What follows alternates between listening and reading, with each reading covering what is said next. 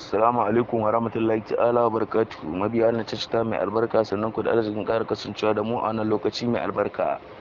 Mabiya na tasha mai albarka, sanin ku ne wato ainihin kawo muku wato ainihin shiri mai suna Abale Sarkin Kidmatin.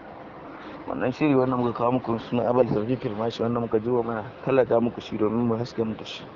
Insha Allah za ku kawo muku shi ranar Juma'a a wannan tasha ta mai albarka. Ranar Juma'a wato 24 ga wata.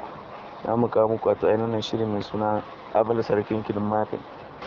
To amana ta hanyar danna mana alamar subscribing ta ne da ku samu wato shirin zarar mun daura shi. Mun gode da kasancewa da mu, ku cigaba da kasancewa da mu a duk inda kuke a faɗin duniya.